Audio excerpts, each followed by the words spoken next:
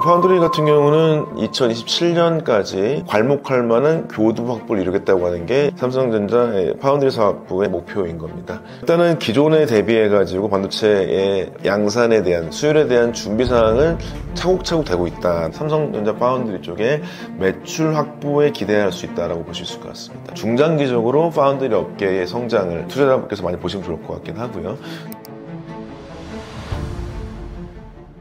네, 안녕하세요. 저는 박준영이라고 합니다. 저는 삼성전자 반도체 연구소에서 연구직으로 있었었고요. 그 다음에 10년간 삼성에서 연구직과 인사과장으로 일을 했습니다. 그 다음에 나머지 10년 정도, 그러니까 총 20년 정도 반도체 업계에서 강의와 컨설팅, 그 다음에 조직문화 진단 등을 하고 있고요. 이번 3주 정도 전에 한국 반도체의 미래 3년이라는 책을 써가지고 많이 읽어주시기도 하고, 그런 것들에 대한 내용을 통해서 한국 반도체, 그 다음에 한국 반도체 관련된 기술과 주식에 대한 내용들에 대해서 같이 말씀 나누고자 이렇게 나왔습니다. 감사합니다. 며칠 전에 저희가 삼성에서 4나노 칩넷 개발 성공이라는 기사가 나왔었습니다. 굉장히 고무적인 기사라고 할 수는 있겠지만 반도체 업계에서 일하는 사람으로서는 어떤 말이 잠깐의 빛좀 개설군가? 라는 생각이 들긴 합니다. 두 가지를 나눠볼게요. 4나노 반도체라고 하는 게 있고, 두 번째는 칩넷입니다. 4나노라고 하는 공정은 여러분 아시다시피 바로 웨이퍼 공정인 전 공정이죠. 삼성이 지금 고전을 면치 못하고 있는 공정은 3나노 공정입니다. 3나노, 2나노라고 하는 최신 공정이 최신 선단인 것이고요. 4나노 공정은 어느 정도 안정화되어 있는 공정입니다. 삼성의 전략이 잘 보입니다. 4나노 공정이 물론 어느 정도 부가가치도 있기도 하고 삼성의 그나마 비즈니스를 유지할 수 있는 공정이 바로 4나노 공정입니다. 근데 이것의 4나노 공정 하는 가장 큰 이유는 뭐냐? 삼성이 선나노도 개발을 통해서 엄청나게 앞으로 나가겠다라고 하는 것보다는 일단은 기본기를 탄탄히 하겠다라고 하는 것으로 얘기할 수가 있겠습니다. 왜냐하면 4나노와 3나노의 가장 큰 차이는 바로 4나노가 반도체에서 이 소자라고 하는 것들의 스위치 모양이 달라지는 데요. 스위치라고 하는 것들이 뭐냐면 기존에는 평면이었습니다. 평면이었다가 평면에 전자가 왔다 갔다 하게 되면은 면적이 요만큼만 있게 되겠죠. 근데 요것만 있게 되면은 반도체 성능이 막 좋아지지 않습니다. 근데 여기서 뭐가 나오냐? 핀핏이라고 해서요. 이렇게 소자를 만듭니다. 그러면 면적이 이렇게 늘어났잖아요. 그럼 면적이 늘어나기 때문에 전자들이 왔다 갔다 할 수 있는 것에 유리해집니다. 한마디로 또 어려운 얘기하면 성능이 좋아지죠. 그래서 핀핏이라는 공정이 로직 반도체를 보자면 14나노 전후부터 아주 활발하게 만들어지게 됩니다. 그 다음에가 삼성에서 3나노 때 어떤 도박을 거냐면 요것보다는 요거를 더 잘라요. 잘라가지고 이렇게 하게 되면은 얘네가 훨씬 더 면적이 높아지잖아요. 넓어지잖아요. 하면서 소자가 더 좋아진다고 생각하거든요. 이게 뭐냐면 바로 게이트 올 어라운드 팻이라고 해서 GAA 팻이라고 얘기합니다. 그래서 삼성은 3나노나 2나노가 모두 GAA 팻이라고 하는 더 나은 스위치를 만들었습니다. 근데 얘네가 뭐나 실제로 수율이 확보가 안 돼 있고, 두 번째로는 이것의 성능 평가를 잘 해줄 고객사가 없습니다. 굉장히 슬픈 현실이죠. 말하자면 TSMC를 중심으로 해서 파운드리 반도체의 선단노드 개발에 가장 중요한 표준 같은 것들을 TSMC가 이미 확보를 하고 있습니다. 새롭게 기술을 만들어서 좋아요? 좋은 거 알고 있습니다. 근데 그것이 진짜 좋은 거예요? 우리가 써도 돼요? 라고 하는 것들의 이야기가 어느 누구 하나도 잘 나서지 않고 있습니다. 삼성이 4나노를 안정적으로 한다고 하는 이유는 여전히 파운드리 업계 내에서 TSMC와 격차가 크다는 것을 실제로 인정하는 바입니다. 그래서 그것들은 이제 아주 기쁜 소식은 아니라고 볼 수 있고 현재의 상황을 상상한 걸 볼 수 있을 것이고요. 두 번째, 칩넷이라고 하는 것은 반도체에서 수입 후공정 쪽입니다. 칩넷을 다른 말로는 3D 패키지라고 얘기해요. 그럼 3D 말고 뭐가 있냐? 2.2D, 2.1D, 2.3D, 2.5D 막 이렇게 있습니다.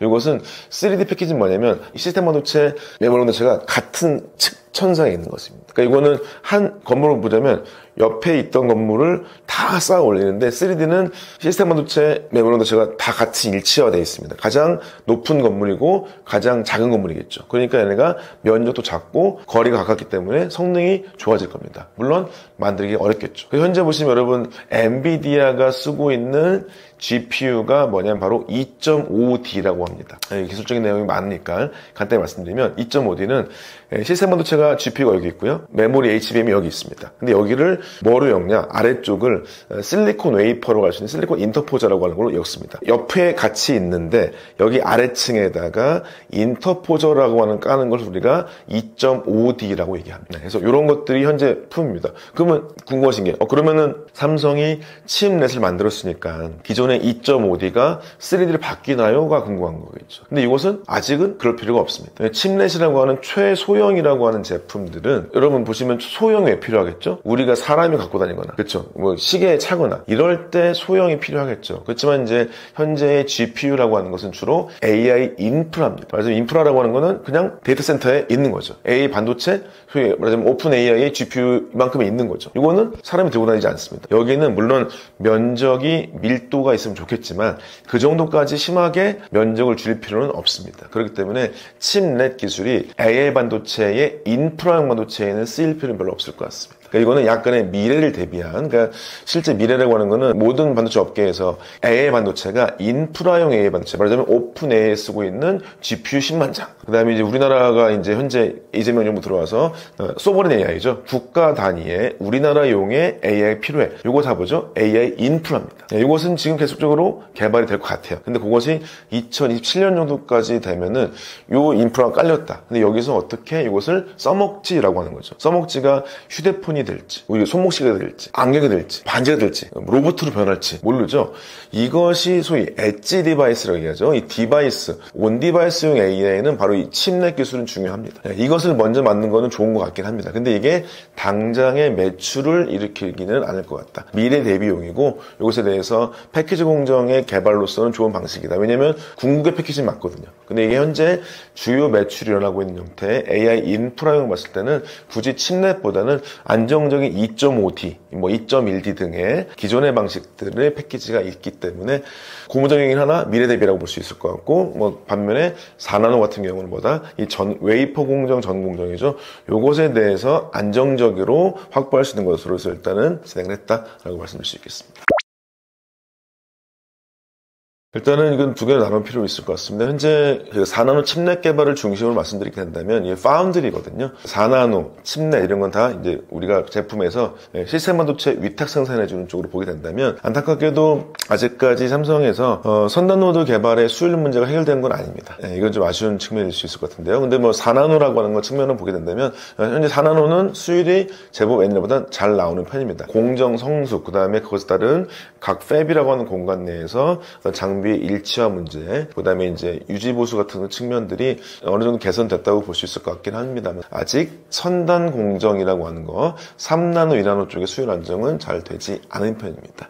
이것의 원인은 무엇이냐? 제가 여러 가지 이제 우리 유튜브에서도 많이 말씀드렸다시피 수율 안정이 되려면 결국에 뭐 해야 되냐? 이 장비라고 하는 소부장 형태에서 소제품 장비의 부품과 장비가 일치화가 잘 돼 있어야 되고 기본기가 잘 돼 있어야 수율이 안정화됩니다. 이건 또 하루아침에 되는 측면은 분명히 아니라고 볼 수 있겠죠. 이거는 계속적으로 이 레코드를 쌓아서 수율의 기반기를 탄탄히 올려야 되는 문제라고 볼 수 있기 때문에 아직까지 완벽히 수율 안정되어 있다고 볼 수는 없을 것 같습니다. 근데 이 수율의 문제가 특히 반도체 파운드리 비즈니스에서는 수율이 안 나오면은 고객 납기가 안 맞춰지는 거죠. 그래서 웨이퍼를 아무리 생산해도 여기에 수율이 절반이에요. 그러면은 당연히 수율이 낮아지게 되면은 고객이 한 달 뒤에 주세요했는데 한 달 뒤에까지 해서 제품은 웨이퍼 나왔는데 수율이 안 맞춰져서 납기를 안 맞춰줄 수도 있겠죠. 수율은 목숨과도 같은 일입니다. 이쪽에서는요. 그렇기 때문에 이 실제로 수율 안정이라고 하는 것들이 돼야 고객 신뢰 확보가 될 것이고요. 아직까지 이런 것의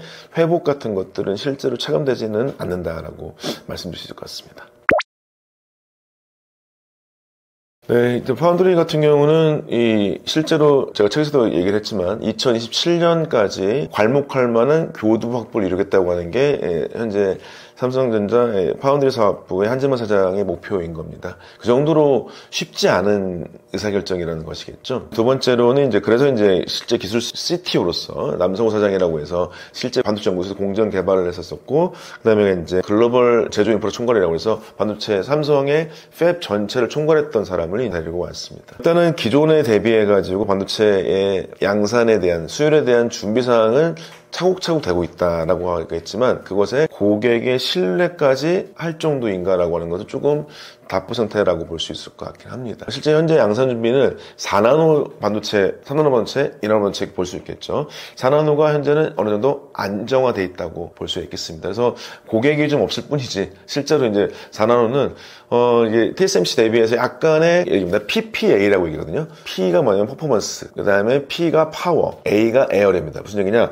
에어리어는 작을수록 좋겠죠. 파워라고 하는 것은 전력은 낮을수록 좋겠죠. 퍼포먼스는 좋을수록 좋겠죠. 그러니까 퍼포먼스는 좋고 파워는 전력은 낮고 면적은 작은 이 PPA라고 하는 게 실제 반도체에서 성능을 평가하는 가장 중요한 사항인데, 현재 TSMC의 4나노와 삼성의 4나노에서 이런 PPA가 거의 동일 수준이라는 얘기가 이제 업계에서 돌고 있습니다. 그걸 통해서 고객을 확보해야 될 텐데, 이제 4나노의 고객들은 애매한 수준이죠.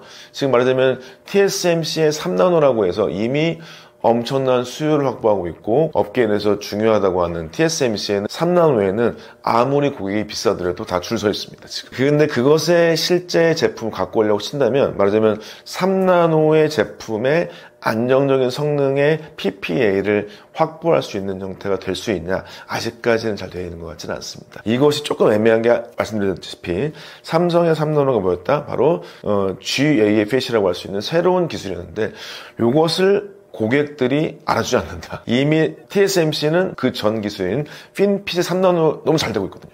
그래서 삼성에서 이거를 어떻게 할 건지를 전략을 잘 살 필요가 있을 것 같습니다. GAFS로서 계속 끈덕지게 뭔가를 만들 것이냐, 아니면 3나노의 FinFET이라고 하는 걸 적용해서 계속 뭔가를 고객을 새로 확보할 것이냐, 이런 것들에 대한 준비들은 하고 있을 텐데, 여전히 TSMC 대비해가지고 또 고객의 수나 아니면 기술에 대한 수요를 확보나 이런 것들 측면은 좀 부족한 측면이라고 볼 수 있을 것 같고요. 그렇지만 이제 현장 분위기라고 하는 것들은 아직까지 이 계속적으로 파운드리 매출이 줄어든 상황이기 때문에 이 고객 확보에 대한 조직적인 형태의 소위 이 얘기해서 할 필요가 있겠다, 뭔가 준비가 되고 있다라고 하는 마인드가 일부 있기는 하나 아주 많이 있지는 않은 것 같아서 아직은 좀 전환이 필요하지 않을까라고 말씀드릴 수 있겠습니다.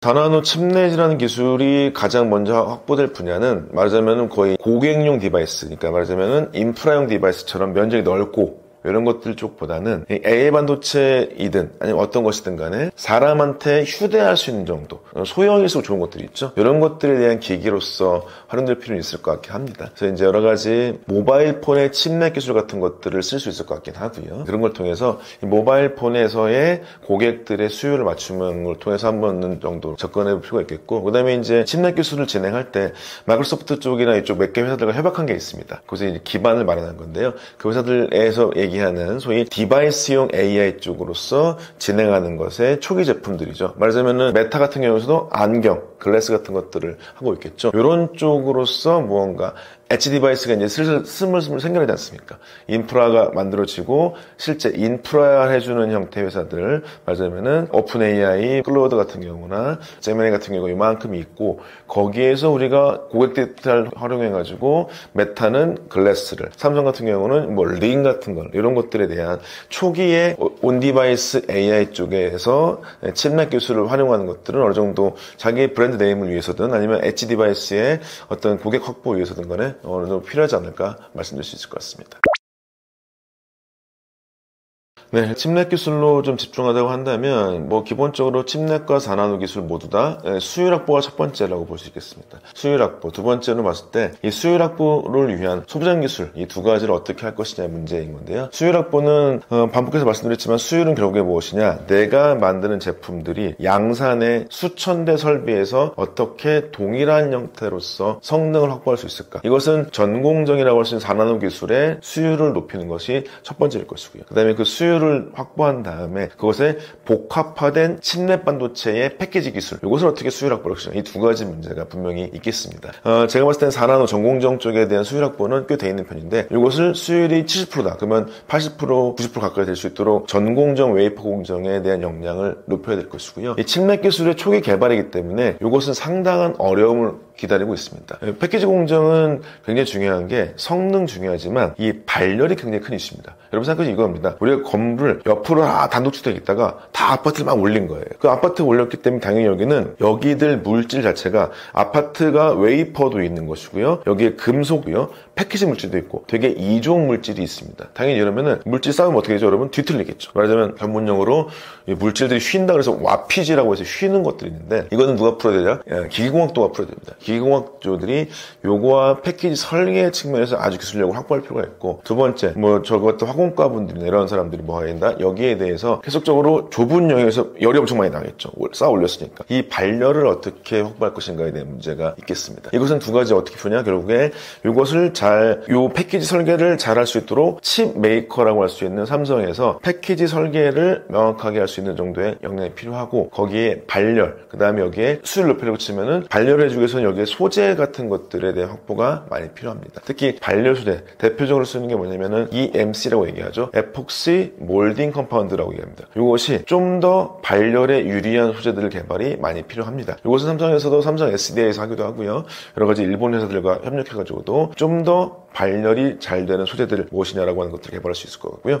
두 번째는 장비로서는 칩넷 기술에 어떤 기술을 도입할 것인가. 이 칩넷을 기존의 반도체 방식이라고 할 수 있는 이 EMC 소재와 메탈이라고 하는 것들을 그러니까 정확히 보면 범프랑 EMC라고 해서 범프라고 하는 금속과 EMC라고 하는 탄소 물질이 있는 것이 이게 기존의 패키지 방식으로 친다면 이게 칩넷 기술이 좀 더 가게 되면은 HBM도 요청하고 있는 하이브리드 본딩 쪽에 가게 되어 있습니다. 하이브리드 본딩은 구리라고 하는 것이 배선이 되어 있으면 옆에가 옥사이드라고 하는 절연체입니다. 이것에 대한 공정은 아주 새로운 공정입니다. 이건 장비 개발 같은 것들이 필요하다. 그래서 첫 번째로 제품사 같은 경우에서는 전공정 수율을 제품사 삼성이겠죠.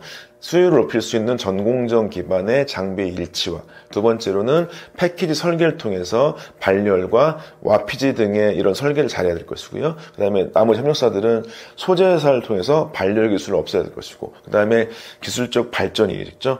발전을 위한 장비 기술 개발 같은 것도 있어야 되고 이건 충분히 국내 업계에서의 역량이 될 수 있습니다. 패키지 업계 같은 경우는 국내 업계에서 기술 개발도 많이 필요하기 때문에 그쪽으로 좀 더 같이 협력이 필요하지 않을까 말씀드릴 수 있겠습니다.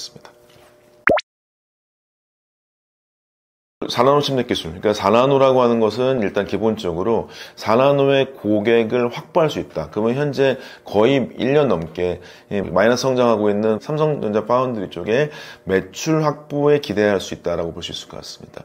4나노 반도체를 통해서 좀 더 자기의 브랜드와 기본기, 서비스 마인드를 장착하는 것들을 통해서 이 매출이 계속적으로 늘어나는 것을 도모해서 중장기적으로 파운드리 업계의 성장을 투자자분께서 많이 보시면 좋을 것 같긴 하고요. 두 번째, 칩넷이라고 하는 후공정의 기술을 처음 개발했다고 하는 건 굉장히 고무적일 수 있겠습니다. 근데 이게 당장의 성과는 아니겠다라고 말씀을 드렸죠. 그래서 이게 실제 이것이 적용되어지는 소비자용 반도체, 온디바이스 반도체 이런 것들을 보시고 여기에 뭔가 이 시제품 같은 것들이 빨리 나온다. 말하자면 저희가 이제 업계에서는 2017년 정도 때 디바이스가 무엇인지도 결정될 것 같다라고 하는 얘기는 우리가 투자가 보통 6개월 이상 먼저 보시지 않습니까? 그렇다고 본다면 올해에 뭐 메타나 혹은 다른데 삼성 핸드폰일 수도 있습니다. 이쪽에서 어떤 좋은 디바이스들이 나올 수 있다. 우리가 디바이스가 뭔지 아직 결정 안 됐습니다. 실제로 우리가 XR 큰 머신을 쓸 수도 있고요. 우리가 어떤 걸 쓰게 될지 아직 모르고 있어요. 그것이 결국에는 어떤 소프트웨어 개발도 있겠지만 반도체가 얼만큼 역할을 해주고 배터리 개발이 얼만큼 되냐. 이 두 가지가 핵심이라고 볼 수 있을 것 같습니다.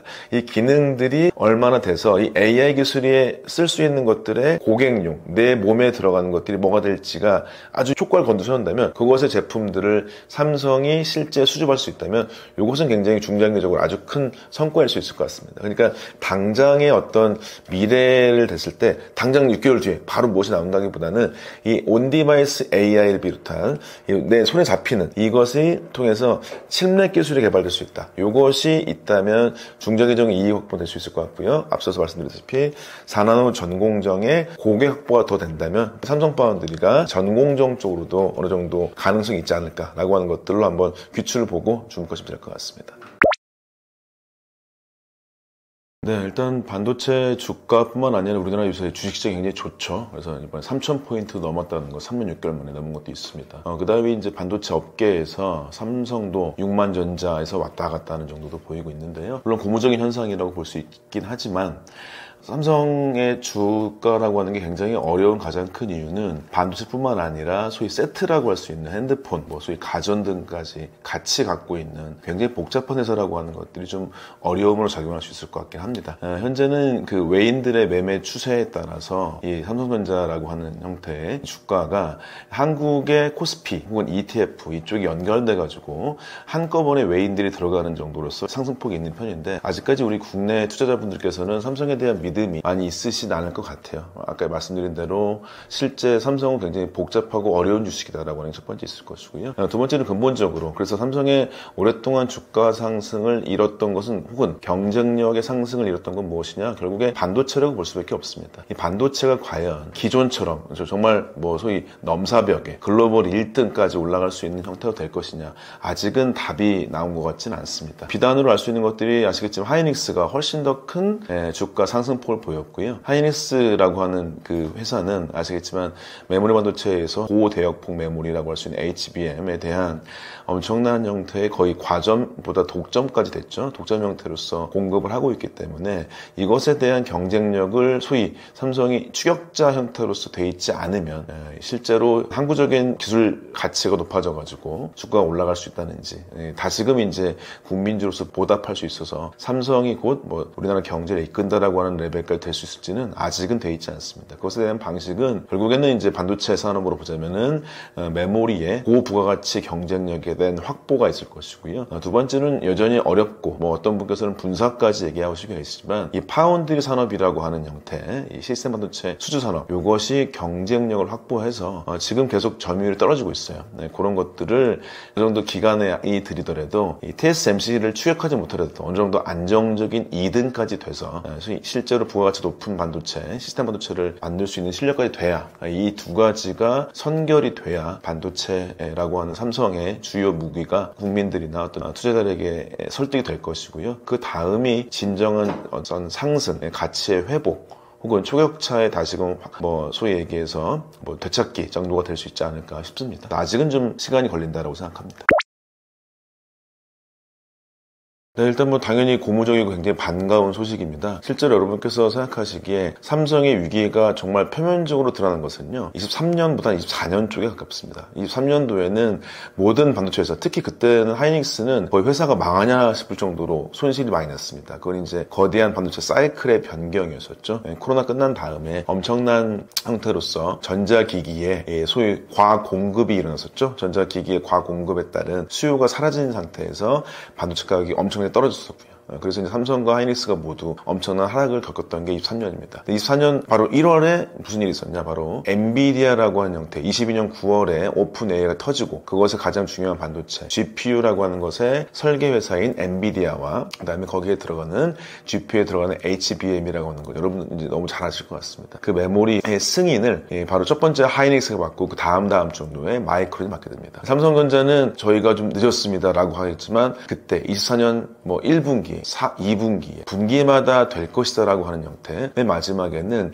24년 3분기 말 정도에 삼성전자 DS의 홍보 혹은 개발팀장까지 나와가지고 괄목할 만한 성과까지 거두었다, 중요한 테스트를 마쳤다라고 하는 것까지 얘기했지만 아직까지 소위 대표적인 엔비디아의 승인을 받지 못했었습니다. 이것은 굉장히 슬픈 일이었었고, 이것 때문에 이제 삼성이 한마디로 좀 어떤 면에서 우리 들으신 분께서도 약간 놀림감이 될 정도의 이제 형태가 돼버렸었죠. 국민주였다가. 근데 이제 그것에서 어떤 면에서 사양은 동일한 형태인 거고, 엔비디아랑 아주 대항마 정도는 아니겠지만 엔비디아와 함께 인공지능 반도체의 설계를 맡고 있는 AMD와 브로드컴, 이 두 회사는 어쨌든 간에 점유율을 봤을 때 엔비디아가 총 85% 정도 갖고 있고요, AMD와 브로드컴 정도가 10% 남짓 정도를 갖고 있습니다. 그래서 아직 양은 많지 않더라도 제품의 HBM 제품의 기술력이 일단은 일정 정도는 업계에서 인정을 받았다라고 하는 형태로서 어느 정도 고무적이라고 볼 수가 있을 것 같습니다.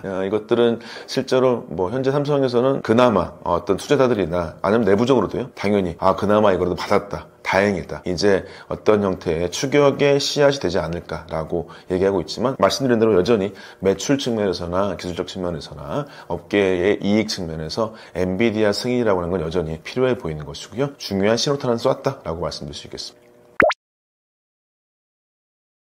네, 일단 모든 대선 주자들이 반도체에 대한 이야기는 꼭 했습니다. 그다음에 반도체, 그다음에 이재명 대통령도 대선 후보 시절에 맨 처음 갔던 곳이 아시겠지만 판교의 AI 반도체 설계 회사에 갔었었고, 그다음에 바로 동탄, 그다음에 SK 하이닉스 쪽까지 갔었었죠. 이 두 군데에서 회의를 했었던 거를 보시다시피 반도체는 결국에는 우리나라에서 기존에도 격차가 있었고 강국이었는데 초강국이라고 하는 형태까지 이제 얘기를 하고 있는 것이고요.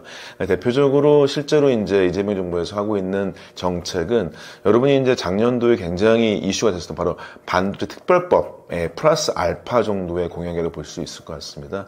실제 이제 현재 이재명 정부에서는 가장 커다랗게 되어 있는 현재 국정 운영이라고 생겼죠. 소위 이제 예전에는 인수위 같은 역할을 해주는 두 달 정도 되어 있는 것에 경제 1과 경제 2과에 특히 경제 1과에 AI하고 반도체 쪽에 대한 이야기가 많이 있습니다. 그러니까 주목을 하는 건 맞을 것 같고요. 대표적으로 정책으로 할 수 있는 거는 기존의 반도체 특별법에서 나왔던 것이 첫 번째가 뭐냐면 실제로 이 반도체 회사에 대해서 기존의 법들은 약간의 세액공제를 했었는데 플러스 알파로 이제 뭐 하는 것이냐, 세액공제는 투자를 하면 돈을 돌려드릴게 느낌인데요. 세액공제가 아니라 실제로 지원금을 주겠다고 하는 게 반도체 특별법의 가장 큰 내용이었었습니다. 이것들에 대해서 내용도 포함되어 있고 거기에 이제 공약은 거기에 10% 정도의 세액공제를 더해주겠다 정도까지가 있습니다. 당연히 두 번째는 여전히 반도체 특별법에도 있었던 것이 어떤 거였냐면은 소위 용수와 전력 공급 등에 대한 투자를 아끼지 않겠다라고 하는 것이 있었습니다. 이게 이제 두 번째로서 반도체 특별법과 동일한 형태일 것이고요. 그 다음에가 이제 들어가는 신규된 것이 실제로 소위 AI 반도체 설계 회사와 스타트업의 생태계를 높이겠다라고 하는 게 공약이 있었습니다. 이건 좀 새롭게 추가된 것이겠죠. 이재명 정부가 현재 굉장히 산업에서 중요하게 생각하고 있는 게 바로 생태계란 단어입니다. 부족하지만 제 책에도 보면은 리더십 기술 생태계라고 나오고 있는데요. 생태계라고 하는 거는 어느 한 회사가 일반적으로 어떤 이익을 독점하는 것들이 아니라 우리나라 반도체나 모든 산업이 소위 이제 계속적으로 항구적인 이익과 발전이 있으려고 친다면 가장 대표적으로 이익 있는 집단뿐만 아니라 중소기업까지 전체적으로 이제 실제로 우리가 잘 돌아가야 되겠죠. 그렇기 때문에 이제 그런 것에 대한 생태계 확보를 위한 어떤 설계 스타트업에 대한 지원들 이런 것들까지 포함되어 있어서 어느 정도 의미가 있다고 봅니다. 그래서 오늘 지금 실제로 촬영 일자 아니면 이제 정확히 날짜로 말씀드리면은 6월 23일 중소기업 벤처부 장관 한성숙 전 네이버 대표가 이제 선임이 방금 됐습니다. 그것처럼 이제 네이버라는 회사도 이제 IT의 스타트업, 그러니까 SDS 출신들의 스타트업을 시작한 회사가 이제 거대 공룡 회사가 됐는데요. 이런 기업들이 특히 IT나 설계 분야, 전기전자의 설계 분야들이 이 판교를 중심으로 해서 어마어마한 성장을 거두었기 때문에 이것에 대해서 중소기업 벤처부라고 하는 것을 장관에 실제로 이 사기업 출신의 인사를 고용함으로써 이런 반도체 초강국의 정책 같은 것도 실현할 수 있도록 도와주지 않았나. 두 번째로는 여러분 많이 아시다시피 AI 수석이라고 돼 있었죠. 청와대에. 그분은 이제 하정우라고 하는 분이 가서 실제로 이분도 네이버 출신이죠. 네이버가 또 독식한다는 말씀도 있긴 하지만 그것보다는 실제로 이런 성장이라고 하는 것들이 기존의 그룹사라고 할 수 있는 것에 우리나라 산업을 독식했던 쪽보다는 새로운 신흥 어떤 큰 기업일 수 있긴 하지만 어떤 수평적이기도 하고 그다음에 이제 자기 자본으로서 새로운 산업을 이끌었던 IT 비즈니스를 이끌었던 기업들이죠. 그런 기업들이 이제 AI라고 하는 새로운 시대 때 반도체 강국과 함께 도약할 수 있는 것들을 만들었다고 보기 때문에 저는 어느 정도 실효성도 있고 인물들의 배치도 괜찮지 않았나 생각이 들 수 있을 것 같습니다. 지금 SK 하이닉스 같은 경우는 HBM3E라고 하는 것에 집중한다라고 되어 있습니다. 조금 이제 좀 정확히 말씀을 드리면은 이 3E라고 하는 것이 반도체 D램이라고 하는 제품을 12단을 쌓는 건데요. 그럼 이제 D램을 설명을 드리면은 12단이 과연 몇 세대냐? 워낙에 들으신 분께서도 요새 많이 아시기 때문에 한 번만 정리하면은 우리가 10나노대 반도체라고 하는 것을 D1X, Y, A, B, C라고 해서 6 정도의 세대를 구분을 합니다. 그래서 D1X 가 보통 1세대, 10나노 1세대, 10나노 2세대, 10나노 3세대가 D1Z고요. 그 다음에 X, Y를 다 썼죠. 그러니까 이제 A, B, C로 넘어가서 D1A가 4세대, D1B가 5세대, D1C가 6세대라고 볼 수 있을 것 같습니다. 현재 SK 하이닉스가 주력으로 하고 있는 HBM3E 같은 경우는 바로 D램의 10나노 5세대라고 불려지는 D1B. 이게 이제 그런 거 사이즈가 뭐냐면요. 통상적으로 10나노급이라고 하는 게 그 트랜지스터 스위치라고 하는 것의 크기입니다. 차이입니다. 그것이 D1B가 보통 요새 업계에서는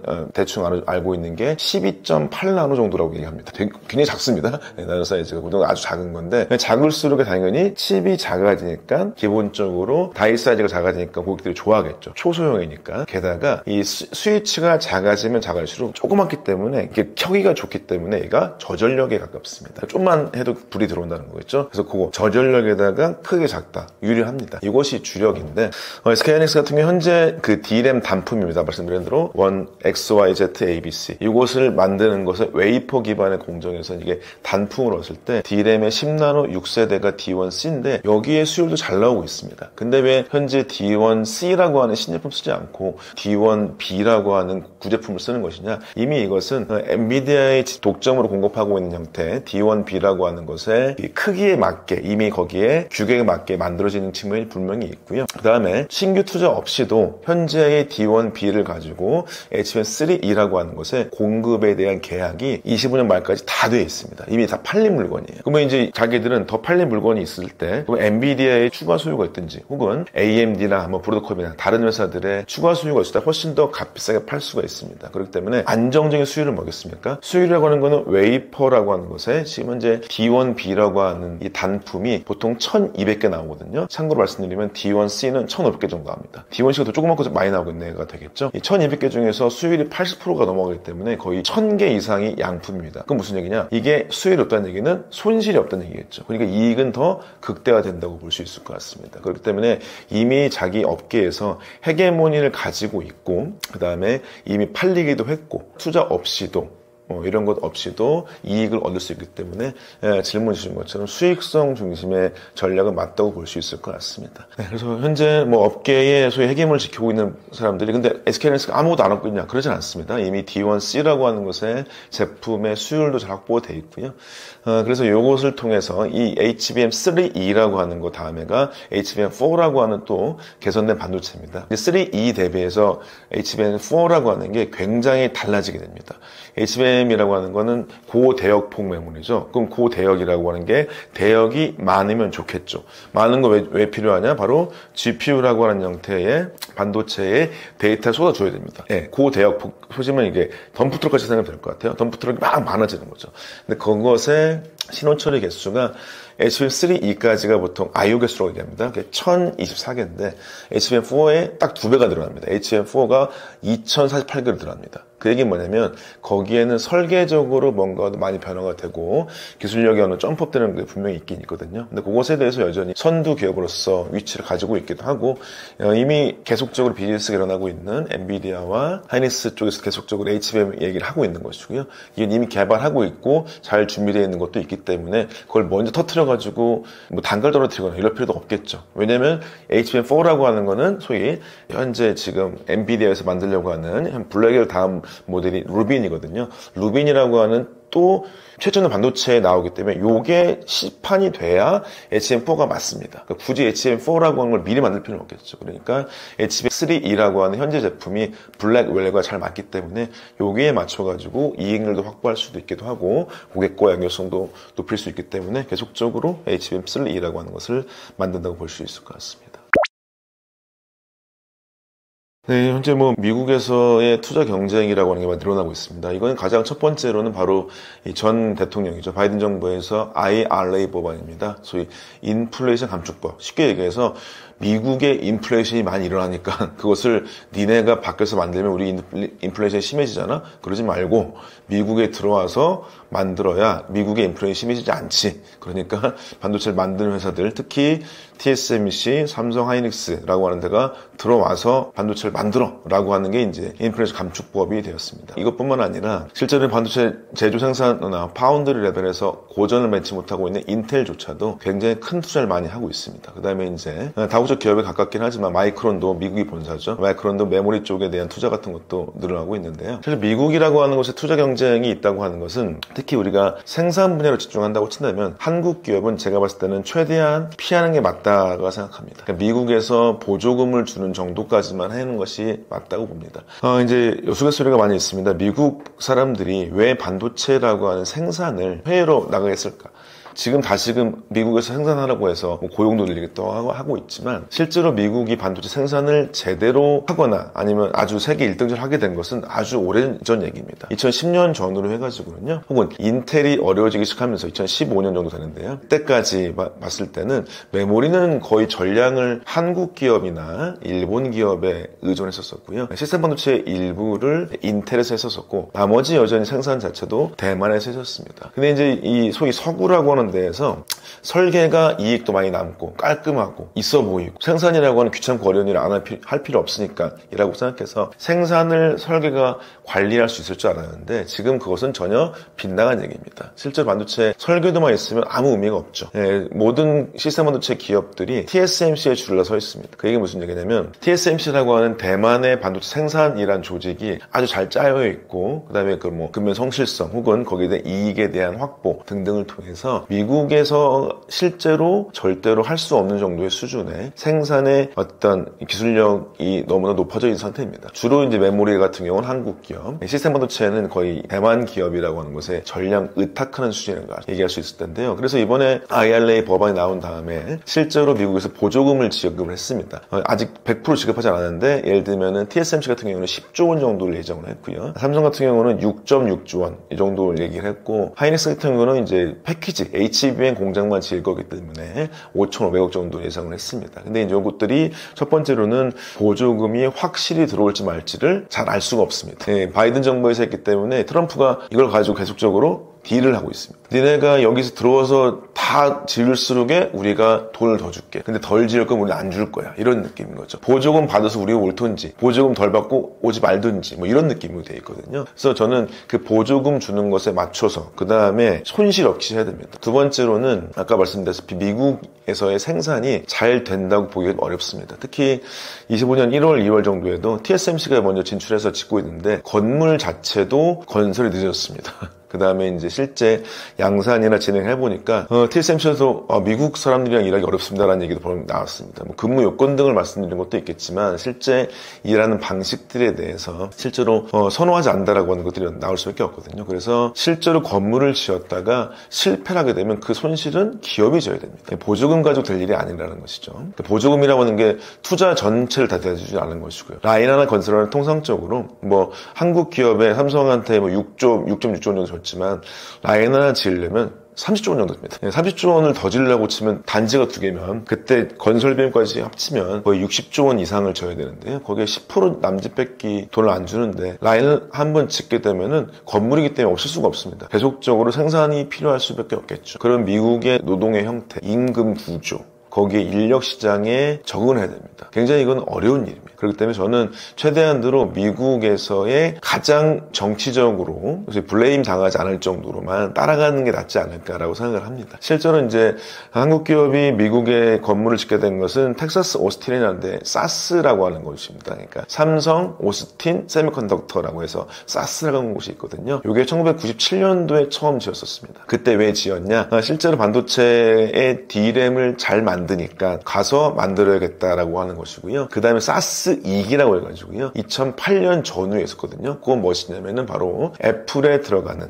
애플폰이죠. 들어가는 낸드 플래시죠. 여러분 보시면 SD카드라고 조그만 거 아시죠? 핸드폰에 들어가는 조그만 카드. 그게 낸드 플래시인데 그것을 만들기 위해서 사스라고 하는 곳이 갔었습니다. 정확한 미국의 수요가 있어야 되는 얘기죠. 근데 지금 특히 삼성 파운드리 같은 경우가 잘 되지 않는 상태에서 텍사스 오스틴에서 2시간 남짓 거리가 떨어지면 테일러라고 하는 곳이 있어요. 테일러에서 공장을 짓다가 지금은 금지했습니다. 금지가 아니라 짓지 않고 있어요. 왜냐면 삼성 파운드리의 수요가 없다는 슬픔도 있는 것이고요. 그 다음에 그걸 괜히 지었다가 보조금도 없이 미국에 공장 지었다가 이곳의 운영이 어려워지는 게 아닐까 싶다는 것도 분명히 있습니다. 그래서 저는 그것은 정치적으로 위배가 되지 않을 정도로 좀 수동적으로 따라가는 게 낫다라고 봅니다.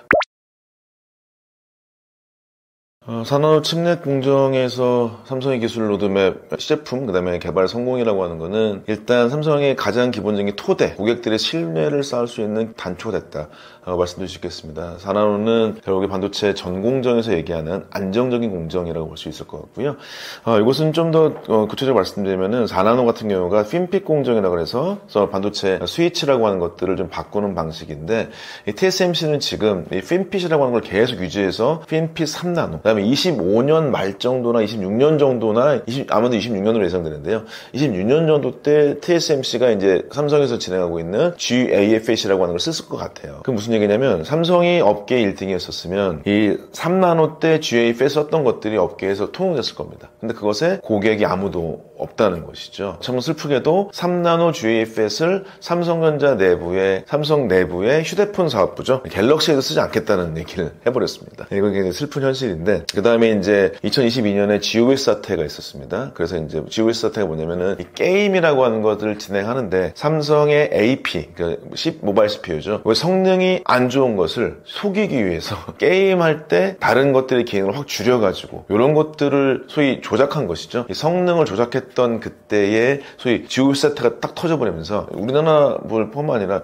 요즘에 어떤 기술자들이나 고객들도 다 똑똑합니다. 벤치마킹 돌려봤더니 실제 조작이 걸린 것이죠. 그러면서 GOS 사태가 나면서 퀄컴이 삼성을 떠나버립니다. 퀄컴이 가장 삼성은 오랜 비즈니스 했던 이유는 아시겠지만은 퀄컴의 소위 스냅드래곤을 통시하는 AP라고 하는 반도체의 설계를 했으면 이 설계도가 삼성의 고퀄러티 플래그십 반도체 핸드폰에 다 퀄컴을 썼었죠. 그러니까 퀄컴도 삼성폰에 들어가니까 삼성 파운드리 썼던 겁니다. 이런 것들이 실제 GOS 사태 같은 것들이 벌어지면서 퀄컴만에 떠나버렸다는 거죠. 그러니까 현재 삼성은 기술을 만들어도 찾아올 사람이 많지 않은 게 현 시점의 문제입니다. 이 문제를 결국 해결하려고 치면 한꺼번에 무언가 하는 것들이 아닙니다. 그래서 이재용 회장 같은 경우도 큰 고객, 작은 고객 구별하지 말고 다 받아라, 이런 얘기를 했었죠. 그런 것들이 아주 협력적으로 구체적으로 잘 일어나고 있지는 않습니다. 근데 이런 것들이 하나의 성공이라고 하는 걸 통해서 삼성 내부적으로는 어떤 일이 있어야 되냐면, 실제 고객에 대한 서비스 마인드를 확실히 확보해야 된다는 것을 가지고 있어야 되겠습니다.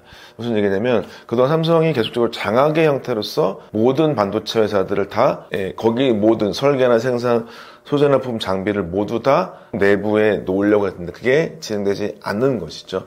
그렇기 때문에 삼성은 그동안 자기 내부의 보안이라고 하면서 외부한테 기술 공개 같은 것들을 진행한 적이 굉장히 꺼내왔습니다. 그 다음에 기술 보안이라고 하는 것을 임원의 목표기도 했었거든요. 근데 지금 실제 이러한 4나노 칩넷, 아무리 기술을 다 만들어 놨어도 뭐냐? 이것을 쓸 사람이 없으면 무용지물이겠죠. 그럼 쓸 사람은 누구냐? 설계회사 고객들입니다. 이 고객들한테 이 서비스 마인드를 포함한 실제 서비스 정신을 가지고 의뢰 위치에서 정보를 최대한 공개를 하고, 이런 것들을 통해서 이 고객들을 확보할 수 있는 교두보. 근데 거기서 4나노라고 하는 안정적인 기술에, 그 다음에가 칩넷이라고 하는 새로운 기술이라고 하는 것들을 통해서 고객 확보할 수 있는 교두보가 필요하다. 근데 거기에서 이걸 끝나는 거 아니라 실제 고객을 확보할 수 있는 형태의 비즈니스 창출을 해야 된다라고 말씀드리겠고, 이걸 통해서 노하우를 교환하게 된다면, 첫 번째 칩넷이라고 하는 새로운 기술을 통해서 어떤 회사도 달성하지 못하는 칩넷을 확보했기 때문에 이것이 어떤 디바이스 회사 같은 경우나 빅테크 회사한테는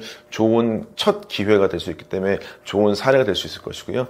4나노 같은 경우는 기존의 TSMC를 기다렸던 이런 고객들까지 혹시라도 올 수 있게 된다면 어느 정도 단초가 됐지만 이걸 통해서 비즈니스라고 하는 걸 최대한으로 한 번씩 확보해 보면서, 이걸 통해서 현재 밖으로 이후에 나오게 될 3나노, 2나노의 GAFS 같은 것도 이것들도 고객들이 먼저 와주면 좋겠지만 그런 확률은 별로 적을 것 같습니다. 왜냐하면 TSMC가 표준을 갖고 있기 때문에, TSMC가 2026년 정도에 이게 GAFS로 전환하는 이 시점에, 그때쯤 해가지고 그간의 GAFS의 노하우가 있다고 봤을 때, 그것을 통해서 GAFS이 상용화되고 잘 활용됐을 때 TSMC의 대항마까지 아니더라도 경쟁까지 할 수 있을 정도로 하는 것에 기반을 닦을 수 있지 않을까라고 말씀드릴 수 있겠습니다.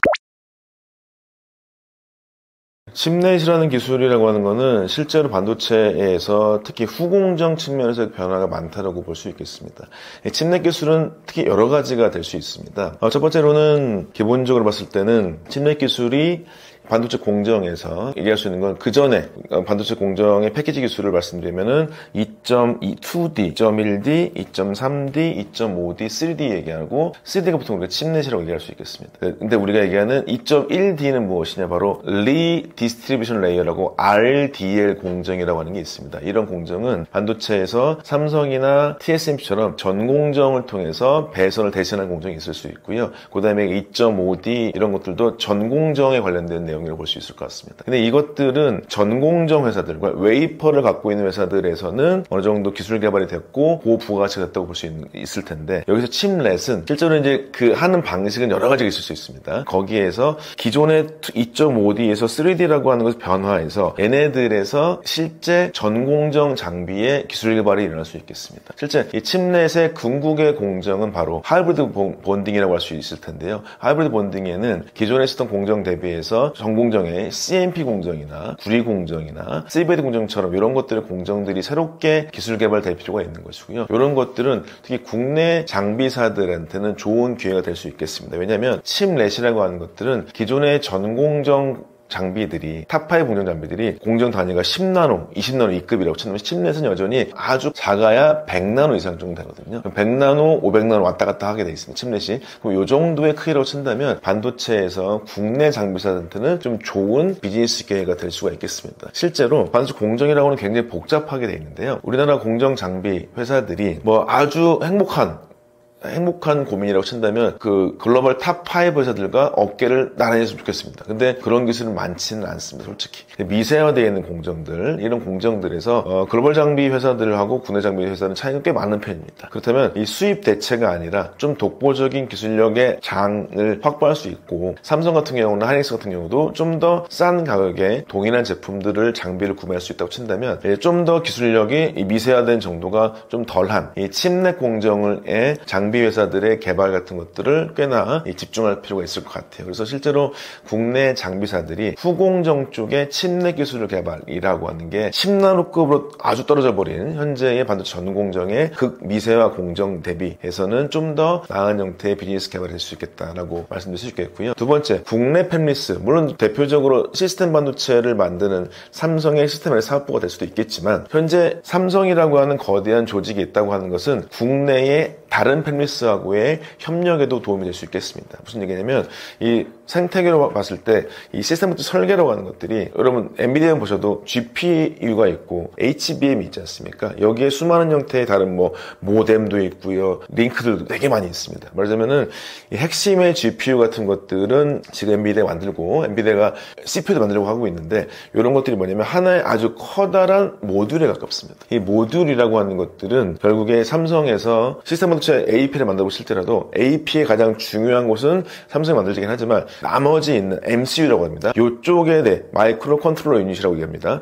MCU라고 하는 것도, 이런 것들은 실제 수많은 팹리스 회사들이 협력이 필요합니다. 말하자면 그걸 통해서 이곳에 종합되어진 생태계 확보가 되어진 팹리스의 칩 설계가 칩넷 기반으로 된다면 우리나라의 AI 반도체라고 하는 것들의 실제 자금력 있는 것까지 확대할 수 있지 않을까라고 말씀드릴 수 있을 것 같습니다. 특히 예를 들면 여러분 많이 아시다시피 우리가 이제 뭐 4나노, 3나노 기반으로 해가지고 뭐 예를 들면 퓨리오사, 뭐 리벨리온 이런 형태의 반도체 회사들이 있는데, 이것들이 자신들의 AI 가속기도 있겠죠. 그럼 여기에 AI 가속기도 있는 상태에서 삼성의 얻은 CPU 같은 거나 이런 것까지 포함해서 같이 협업을 통해서 발생할 수 있다면 칩넷 기술이 좀 더 선진화되어 있고, 이걸 통해서 우리나라 AI 반도체 쪽이나 새로운 반도체라고 하는 것 접근에 있어서 팹리스 회사들의 협업에 새로운 설계의 모멘텀이 될 수 있지 않을까라고 하는 것까지 말씀드릴 수 있겠습니다. 근데 중요한 것은 무엇이냐, 이것이 실제 어떤 업계를 선도할 수 있는 제품이 나오는 것도 중요하겠지만, 그것이 실제 업계에 활용될 수 있을 정도의 비즈니스 마인드, 서비스 마인드, 이런 것들이 협력 구조가 잘 되어 있는 것들이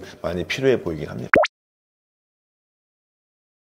가장 중요한 것들은 실제로 만약에 이 4나노 칩넷이라고 하는 것들이 수율 확보가 됐다고 친다면은 일단은 양품을 만들 수 있는 형태로서 진행될 수 있는데, 결국에 팹리스 회사의 고객 확보 플러스 수율 확보한 다음에 이 수율 확보했었을 때 이것들이 어떠한 제품에라도 수율이 안정적으로 나올 수 있도록 도와주는 것들이 필요해 보입니다. 게다가 만약에 신규 장비 개발을 통해서 특히 칩넷 공정인 거죠. 웨이퍼 전공정 쪽은 이제 생략하더라도 새롭게 만들어지는 이 소위 장비 회사들의 새로운 공정이 들어왔을 때 이것의 초기의 셋업과 수율의 램프업 단계, 이 단계에서의 굉장히 불협화음이 많이 있을 수가 있겠습니다. 말하자면 반도체의 수율이라고 하는 건 맨 처음에 웨이퍼라고 하는 곳에서 그다음 웨이퍼를 자른 다음에 초기에 얘네들이 동작하는 것을 확보하는 것 첫 번째를 우리가 워킹 다이라고 얘기하고, 워킹 다이에서부터 전반적 수율을 쭉 올려주게 되어 있습니다. 이게 수율 램프업 단계인데 그 다음에가 수율 안정 단계입니다. 여기에서 설비 유지 보수나 어떤 것들을 봤을 때 여러분 보시면 설비 유지 보수라고 하는 것은 크게 보자면 PM이라고 하는 프리벤티브 메인터넌스, 이게 예방 보전 활동입니다. 이거 무슨 얘기냐, 얘네가 특별히 문제는 없는데 한 10,000매 진행했는데 11,000매 진행하게 되면요 사고가 날 것 같아요. 그러니까 사고 나게 되면 웨이퍼를 버리고 수율 확보가 안 되기 때문에 일부러 끄고 정비 들어갑시다라는 게 PM입니다. BM이 뭐냐면 실제 고장 나는 거죠. 그다음에 CM이 뭐냐면 PM과 BM이라고 하는 메인터넌스 공정을 막 진행했더니 계속적으로 풀리지 않는 문제가 나오겠더라. 이런 것들을 하려면 개조생이 필요합니다. 그래서 보시면 PM과 BM과 CM이라고 이 세 단계에서 특히 수율을 램프업하는 이 단계, 이 단계에서 바로 이 BM이라고 하는 원하지 않는 고장을 얼만큼 수리를 잘할 수 있는가에 대해서 이 능력이 굉장히 필요할 수밖에 없고, 이것은 비용 측면뿐만 아니라 협력사하고의 유대관계를 확실히 진행하고 협력을 확실히 진행하면서 이 BM에 대한 문제 해결을 아주 면밀히 진행해서 수율 확보에 대한 램프업 시간을 단축하고 품질을 높일 필요가 있겠습니다. 그래서 이거는 실제로 그동안 삼성에서 아주 오랫동안 어떤 면에서는 협력사들한테 이 실제적으로 봤었을 때는 협력사들을 같이 협력해서 성장하는 것보다는 약간의 장악하는 것들, 혹은 협력사의 기술 개발이나 장비 개발을 어떤 형태의 A라는 회사랑 B라는 회사 했을 때 B 쪽에 대해서 기술 개발 시켜놓고 A 쪽에 B 거를 사지도 않는데 B 기술 개발했다는 그 내용 때문에 A 회사한테 약간의 가격 하락의 압력으로서 협상 아이템을 쓰는 정도, 그런 걸 통해서 이제 생태계를 좋지 않게 하는, 말하자면 A라는 회사에서 기술 개발했는데 B라는 회사라고 하는 것을 개발했다고 얘기를 하면서, 국내사겠죠, 해외사입니다. 그러면 이것을 사지 않을 거면서 A 회사한테 위협을 줘가지고 가격을 깎는 이런 형태의 협력회사의 어떤 정확한 경쟁을 하지 않는 형태, 이런 것들을 개선해가지고 실제 이참에 칩넷 패키지 기술을 개발할 때는 이 실제 생태계를 확보할 수 있는 것까지 노력하겠다라고 하는 것이 된다면 실제 양산이라고 하는 것이 장비들이 새롭게 들어옵니다. 무슨 얘기냐면 우리가 칩넷 확보됐고 기술 개발했습니다 라고 하는 건 딱 하나밖에 안 된 거거든요. 그럼 이것들이 양산에 설비가 1,000대 들어옵니다. 그러면 1,000대가 막 들어올 거거든요. 이게 다 새로운 공정대가 많이 있습니다. 그러면 그런 것들이 들어올 때 얼만큼 이런 것들이 실제 헌신적으로 협력을 해가지고 서로 이익과 배분을 할 수 있는 거가 된다면 협력사들은 잘 협력할 것이고요. 삼성도 그걸 통해서 기술력 확보를 할 수 있기 때문에 협력사들과 이참에 칩넷 개발에 특히 후공정 개발 쪽에 대해서는 협력이라는 방식을 굉장히 수평적으로 하는 것들을 한번 도모해보는 필요가 있겠습니다. 산업 칩넷 기술에 대한 좀 더 다른 이걸 통해서 우리가 기본적으로 어떤 형태의 반도체가 돌아가는지를 같이 얘기해 볼 필요 있을 것 같긴 합니다. 말하자면 삼성이라고 하는 게 결국에 수율이 확보된다면 삼성 내부에서의 공급의 안정성 확보가 진행될 수 있습니다. 이 공급의 안정성 확보는 무엇이냐? 말하자면 수율이 확보가 되게 되면은 삼성이 파운드리 업계의 담당자로서 설계사의 납기를 마련할 수 있을 것이고요. 납기를 마련하게 된다면 말하자면 이것이 수율이 높아지기 때문에 납기의 수율이 맞춰야 된다. 그러면은 돈도 많이 벌고 시간도 단축한다는 얘기겠죠. 그러면 이 자본이 많이 생기게 돼 있습니다. 이 자본 생긴 걸 통해서 다시금 장비 개발이나 이런 것들을 진행할 수가 있겠죠. 그래서 삼성이라고 하는 이 파운드리 쪽에서의 업계에서 실제적으로 봤었을 때 자기들의 이익 측면에서는 그다음에 이후의 기술 개발 측면에서 충분히 4나노 칩넷의 고객 확보, 수율 확보라고 하는 게 중요할 수 있겠다라고 말씀드릴 수 있겠고, 두 번째로 글로벌 공급망을 확보를 해볼게요. 말하자면 삼성이 현재 어려운 것이 무엇이냐, 이 탑5 장비 회사에 의존해서 반도체를 만들고 있다. 근데 이 의존은 전공정 장비는 어쩔 수가 없습니다. 실제로 10나노 이하급, 20나노 이하급의 탑5 장비 회사에 80, 90% 정도 되어지는 형태는 의존하고 협력할 수밖에 없습니다. 제값을 주고 정확한 기술력을 확보할 필요가 있을 것이고요. 그래야 현재 공급망 불확실성에서의 우선순위에 밀리지 않습니다. 무슨 얘기냐면 이런 것들이 있습니다. 탑5 장비사하고, 그러니까 우리나라가 대부분 기술 개발을 했거나 이 국내의 후발주로서 우리나라에서의 기술 개발과 생태계 확보라고 하는 것들이 대기업 중심으로서 위계적으로 돼 있었는데 반도체 회사는 절대 그럴 수가 없습니다. 삼성 반도체만큼 큰 회사가 어플라이드 머티리얼이거든요. 글로벌 탑 회사가 ASM이거든요. 아직도 삼성의 이재용 부회장이 ASM에 가가지고 우리한테 장비를 팔아주세요 그러지 않습니까?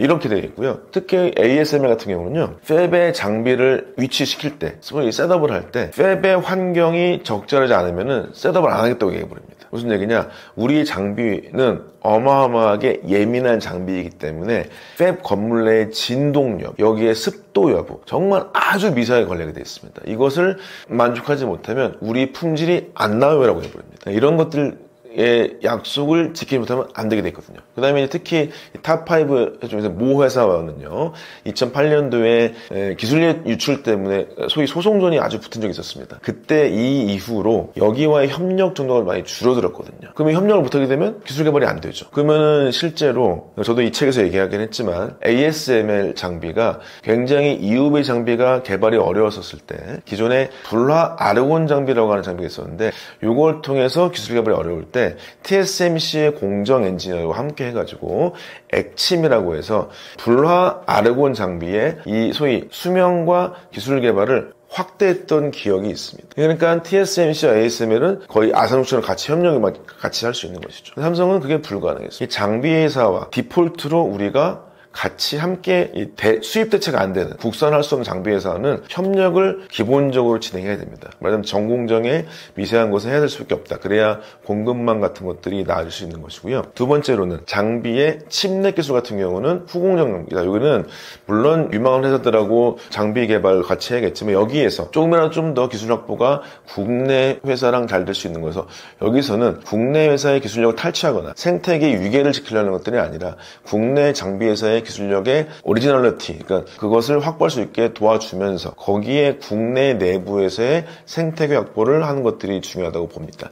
이것은 비단 삼성의 문제뿐만 아니라 지금 현재 우리 칩넷 기술 앞에서 이제 HBM 같은 경우 TSV 공정을 진행할 때 한미반도체 장비 하고 그 다음에 소위 요즘에 그 한화 쪽하고 이제 소송전도 있는 것이고요. 그 다음에 이제 한미반도체가 삼성에 납품하지 않는 가장 큰 이유가 있죠. 말하자면 2003년도 전후로 했을 때 패키지 장비 쪽에서 이 한미반도체가 했던 장비를 삼성의 모 설비 자회사가 베껴버립니다. 그것들 이슈 때문에 실제 공정을 저희 비즈니스 하지 않고, 예를 들면 전공용 장비에 어떤 회사 한 회사는 삼성이랑 아예 일을 하지 않거든요. 그 이유는 무엇이냐? 그때의 아주 나쁜 기억들이 있기 때문에 그렇습니다. 소위 글로벌 공급망 불확실성은 첫 번째, 글로벌 공급망이 무조건 디폴트로 되어 있는 회사와는 협력할 수밖에 없다. 그게 아니고 새로운 칩넷 기술을 개발해서 이번에 새로운 국내 생태계 확보를 위해서는 여기와 협력해야 된다라고 말씀드릴 수 있겠고, 마지막으로 칩넷 기술 하나의 소재 개발입니다. 이 소재 개발 같은 경우 굉장히 공급망 안정성이 중요하겠죠. 무슨 얘기냐? 우리나라가 소재 개발이라고 하는 거나 반도체 소재에 집중하게 된 것은 2019년에 일본의 수출 규제가 있었습니다. 그 시절에 말하자면 EUV용 PR을 안 팔 거예요. 폴리 이미드 필름을 안 팔 거예요. 시각가스를 안 팔 거예요. 이러한 공급망, 소재의 불안정성이 생겼거든요. 이참에 특히 칩넷 기술은 EMC라고 하는 형태의 이 소재가 굉장히 중요합니다. 그 다음에 삼성도 이 패키지 소재를 잘못 개발했기 때문에 현재의 HBM의 실패가 있는 것이거든요. 그곳에 이 소재사들에 대한 기술력들의 스타트업들이나 혹은 뭐 삼성 SDI를 활용할 수도 있겠지만 이런 것들 혹은 해외 기업과의 기술 협약, 예를 들면 현재 실제로 SK하이닉스 같은 경우는 나믹스라는 회사와 5년 정도의 협력을 가지고 있습니다, 벌써. 그걸 통해서 우리가 좋은 소재를 확보했으니까 이걸 이참에 새로운 기술, 그 다음에 디폴트한 기술, 이것을 디폴트한 기술은 협력을 통해서 계속 글로벌 협력을 해야 되는 것이고요. 새롭게 만들어지는 곳에선 국내 소재나 장비 회사하고의 협력을 수평적으로 진행할 수 있도록 해야 되겠다. 그래야 아무리 기술이 좋아도 만들 수가 없으면 꽝이거든요. 이런 것들을 하기 위해서는 소재사, 장비사의 글로벌, 로컬 공급망 안정성에 대해서 협력 관계를 확보하는 것들이 필요해 보인다고 볼 수 있겠습니다. 기술 성공이라고 하는 것은 기존의 반도체 회사들이 삼성 협력사 이거의 문제도 있었지만 삼성 내부에서도 삼성전자는 전자과 사람들이 대부분 CEO를 달았습니다. 뭐 여전히 필요합니다. 결국에 전자제품의 설계나 성능 측면은 전자과 역할이 되게 중요하거든요. 그렇지만 전자제품이 크게 두 번 바뀐 적이 있습니다. 첫 번째 언제냐? 2006년 전후로 전공정이죠. 웨이퍼 공정에서 실제적으로 봤을 때는 초미세 공정의 전환이 일어납니다. 이때 50나노급이었는데요. 50나노급부터 어떤 일이 일어나냐? 아무리 성능에 대해서 가이드를 주고 설계를 하더라도 저 같은 공정 개발했던 사람들이 실제로 만들기가 어려워지는 걸 알게 된 거죠. 공정은 화학 반응을 기초로 합니다. 화학 반응을 기초로 하고 그 화학 반응을 소재와 장비라고 하는, 소재는 화학과나 재료과 분들이겠죠. 그 다음에 장비는 기계과 분들이 가깝습니다. 이쪽의 전공자들이 다 모두 협력이 되어야만 반도체 초미세 공정을 달성할 수 있었습니다. 그 다음에가 20나노대가 되니까 무슨 일이 일어났냐? 그 다음에 10나노대가 되니까 무슨 일이 일어났냐? 바로 반도체 패키지 공정들이 너무나도 중요해진 걸 알게 된 것이죠. 그렇지만 아쉽게도 전자과 사람들은 패키지의 기계적 환경 무슨 얘기냐? 첫 번째, 얘네들이 물질을 막 쌓는데 얘네가 볼테이지 얼마큼 나와야 되는 건 걔네들이 알고 있어요. 근데 여기서 진행되어지는 뭐 에폭시 EMC와 구리와 실리콘 웨이퍼, 얘네들이 열에 따라서 구부러지고 휘어지고 이런 것에 대한 성능을 알 수가 없습니다. 근데 이게 안 되면 제품 구성이 안 됩니다. 이것에 대해서 와피지 같은 응력 같은 형태의 기계적 역학은 전공자들이 분명히 기획한 것이고요. 여기에 실제 열 전달, 물질 전달 같이 화학적 성질에 대해서 열에 대해서 전달, 열은 결국에 어떻게 되냐, 원자에서 전자가 왔다 갔다 하는 정도로 열 전달이 일어납니다. 그러면 이것들을 컨트롤은 물질로 할 수밖에 없겠죠. 이건 또 화공과 사람들이 하는 것입니다. 말하자면 반도체는 전자과 사람들이 그동안 주인공이었다고 하긴 하지만 이 분야마다 전공정은 화공과 재료 쪽, 그 다음에 후공정은 특히 기계과, 이 전공자들이 모두가 다 자기의 기술력을 가지고 있어야 됩니다. 무슨 얘기냐? 아무리 예전에는 당연하고 생각했던 50나노 때도 수율 양산에서 워킹다이 나온 다음에 수율 확보하려면 되는 거지 왜 안 되고 있어? 실수한 거지. 이런 형태로서 실제 당연하게 여겼던 것들이 기술 개발 성공한 다음에 워킹다이 확보 한 다음에 생산이나 수율 확보였는데요. 지금은 그렇게 되지 않습니다. 그 다음에가 전자과 사람들과 화공과 사람들과 기계과 사람들은 자기들의 언어가 달라요. 근데 이것들이 다 확보가 되어 있어야 국내 생태계가 확보가 돼야 됩니다. 무슨 얘기냐? 아쉽게도 국내의 주요 대학이든 어느 대학이든 간에 화공과나 재료과 사람들한테, 요새 여기는 반도체를 좀 많이 하긴 해요. 근데 기계과 사람들한테, 기계과는 어디 가지? 가장 가고 싶은 게 여전히 현대차를 가려고 그래요. 왜냐면 엔진을 만드니까. 근데 엔진을 만든다고 했는데 봤더니 엔진은 이제 안 만들고 모터 만든다. 그러면 이제 엔진이 별로 안 중요하네? 그럼 기계과가 할 게 없는 건가? 아닙니다. 이 반도체 장비가 가장 정밀 기계가 필요한 산업이거든요. 근데 이것들에 대한 커리큘럼들이 전혀 없어요. 기술 개발을 하지 않고 선생님들 모르고 계세요. 네, 근데 여기 사람들이 일자리 없다 그래요. 그 회사 와가지고는 다 전자과 가겠다는데 자리가 별로 없습니다. 전자과 회로 설계, 공정 설계 쪽의 직무자들은 자리가 많지 않아요. 양산 기술이라고 하는, 공정 기술이라고 하는 화공과 출신들도 자리가 있긴 하지만 많이 몰립니다. 근데 설비 기술, 패키지 기술, 이쪽은 기계과가 되게 중요한데 모르고 있어요. 이런 것들에 대해서 패키지 기술과 설비 기술에서는 기계과가 아주 중요한 역할을 해야 되는 것이고, 물질과 화학 반응의 공정 쪽은 화공과 재료과들이 메인을 잡고 있고, 성능 쪽은 전자과. 말하자면 우리가 취업할 때 여러분 전화기 아시죠? 전자과, 화공과, 기계과. 여기에 전공자들이 정확히 다 자기들의 기술을 인정받고 알 수 있어야 되고, 그렇다면 똑같겠죠. 삼성전자는 여기 있어요. 전자과 회사 주인공. 화공과, 그러면 소재 회사나 장비 회사가 그 정도로 발전이 돼야 되겠죠. 삼성만한 큰 회사 있어 보세요. 안 갈 이유가 없지 않습니까? 장비회사 마찬가지로 어플라이드 머티리얼, ASML처럼 그만한 장비회사가 있어야 여기에 기계과 사람들이 몰리게 돼 있습니다. 왜 사람들이 중소기업에 안 오냐 이런 얘기 하면 안 되는 거죠. 모든 요건과 임금이 대기업이 다 좋은데, 그러면 삼성전자만한 소재사가 있고 삼성전자만한 장비사가 있어 보세요. 안 갈 이유가 없습니다. 그러면 이 소재사가 해외에 수출하면 되겠죠. 그러면 이게 글로벌 회사가 되어버리는 것이죠. 삼성만 키울 것이 아니라 각 전공에 맞게 반도체는 다 필요합니다. 그렇다면 이런 것들을 이번에 새롭게 칩넷 기술이 나오게 되고 공정 기술이 나오게 됐었을 때, 여기서 다시금 우리가 무슨 기술이 필요한 건지에 대해서 꼭 다시 확인해서 그때그때 맞는 전공자와 전문가를 찾아서 기술 엔지니어들이 해외를 떠나지 않고 자기가 배운 것들을 써먹게 할 수 있도록 정도의 다양한 형태의 노력들이 필요해 보이고, 기업과 정부가 모두 그런 역할을 해야 될 것 같습니다. 네, 투자 관점에서는 실제로 면밀히 보실 거는 결국에는 매출이 일으킬 수 있냐라고 볼 수 있을 것 같습니다. 결론적으로 우리가 반도체 투자할 땐 당연히 아실 거예요. 만약에 삼성전자 P4가 다시금 가동한다 이런 얘기가 있습니다. 지금 이제 P4라고 하는 거는 평택의 4단지인 거고, 뭐 P1, 2, 3 평택 3단지가 지금 실제 양산 중에 있고, P라고 하는 평택은 메모리 반도체에 D램과 낸드 다 있고요. 파운드리 런처도 있어요. 다 있는 거죠. 평택의 4단지가 어떤 공장이 될지라고 하는 것들도 파운드리를 잘 되면 훨씬 커질 겁니다. 원래 평택의 이런 쪽은 파운드리를 훨씬 키울 생각이 분명히 있었던 것이죠. 혹은 화성 자체도 공정이 잘 된다면 화성의 메모리 공정 자체도 파운드를 전환할 수가 있습니다. 그러자면은 실제로 이 4나노 칩넷 기술을 통해서 공정이라고 하는 건 공장이 제거 가동한다. 그러면은 보통 아시다시피 장비는 팹이 지어진다. 그러면 장비가 입고되기 6개월 전에 장비에 대한 PO, 퍼체스 오더라고 하는 게 나갑니다. 네, 말하자면 그때 이런 형태로서 장비를 만들어 주세요라고 계획을 하거든요. 그때 그러면 장비사 매출이 조금 일어나죠. 말하자면 그때 이 평택에 대해서 무언가 진행된다. 그럼 6개월 정도 전에 보통 장비사들에 대한 니즈가 막 올라갑니다. 그렇게 보실 때는 그러면 요걸 전후로 봤을 때 첫 번째, 글로벌 탑5 장비에서 뿐만 아니라 중장기적으로 봤을 때 전공정 웨이퍼 공정들에 대해서 국내 장비 사들이 어느 정도 이슈가 있을 수 있겠죠. 이것들을 보시고 칩넷 기술에 새롭게 유입되어지는 장비사가 있느냐 이런 거 보실 필요 있을 것 같아요. 그럼 그거를 전후로 했을 때 거기에 투자 시점에서 한 6개월 전후로 봤을 때 들어갈 수 있겠다.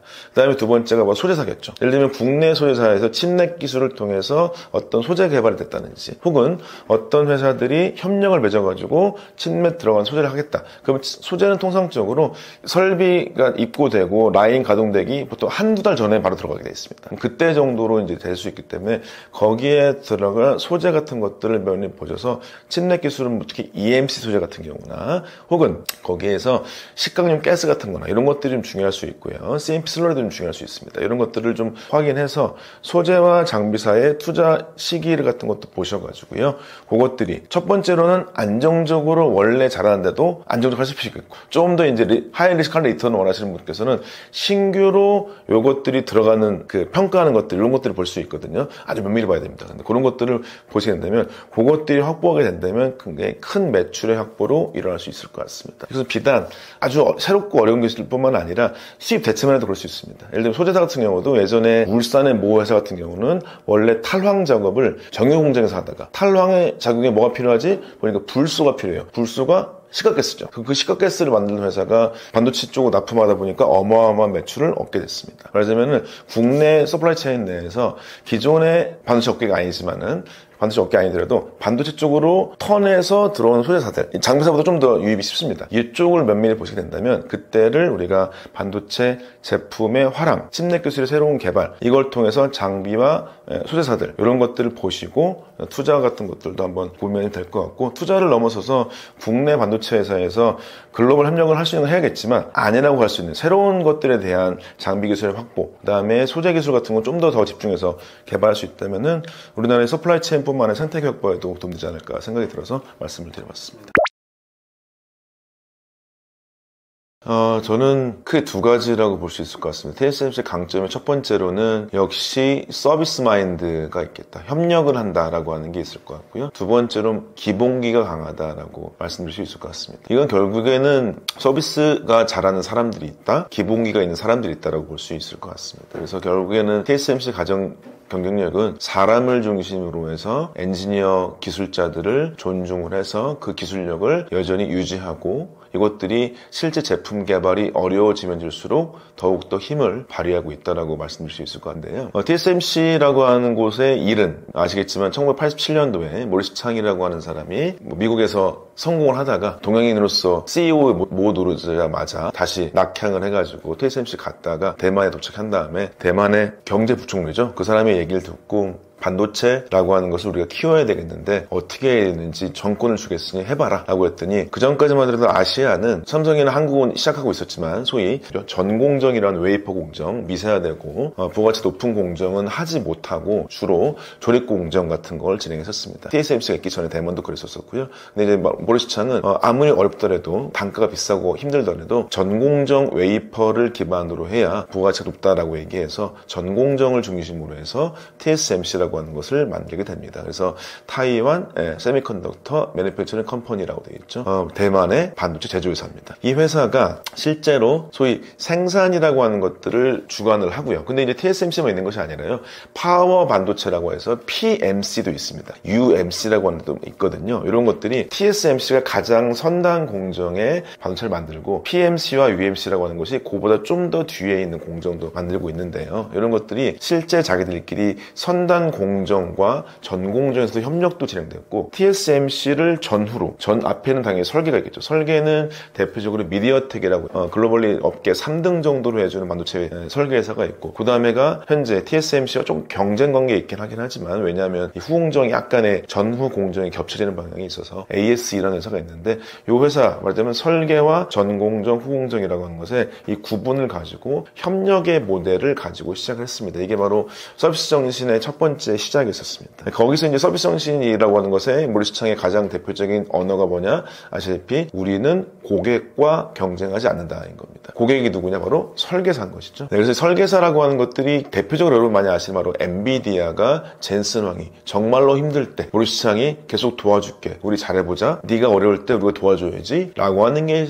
실제로 진행이 됐었고요. 그래서 이제 초기부터 소위 인게이지먼트. 얘가 없으면 TSMC가 없으면은 이 반도체를 만들 수가 없고 근데 만들 때 다른 데 기술을 유출하는 것도 아니고 다른 데 뭐 협력사를 꼬드겨가지고 뭐 거기 기술을 빼돌려가지고 뭘 하는 것도 아닌 것이고요. 정확히 기술 보완을 시켜준 상태에서 이 반도체를 만들어주는 것들이 협력 관계가 초기부터 막 쌓아져 옵니다. 그러면 이제 엔비디아도 TSMC를 쓰지 않을 수가 없는 것이다. 이것들이 확보가 됐고 그 전통은 당연히 아까 말씀드렸다시피 미디어텍이라는 데서 설계해보세요. 잘합시다. 이것이 바로 TSMC의 설계 생산에 연결됐었고요. 대표적으로 이러한 형태의 서플라이 체인이 잘 만들어지다 보니까 2014년 전후로 해가지고 삼성과 TSMC가 파운드리 업계에서 애플의 아이폰의 가장 중요한 칩을 누가 생산할 거냐 이 형태가 됐을 때 TSMC가 특히 그 시절에 아주 주도권을 확보하게 되면서 업계에서 가장 비싸고 고부가치라고 할 수 있는 B2C 산업의 애플폰을 가지게 됐습니다. 그때부터 엄청난 격차가 확보되기 시작했고 말하자면은 기본적으로 서비스 마인드가 좋아서 고객들이 정보를 소통을 잘 하고 있는데 거기에 하도 제품들을 많이 만들어 보니까 노하우가 생겨버린 거겠죠. 그러니까 노하우도 생겼다.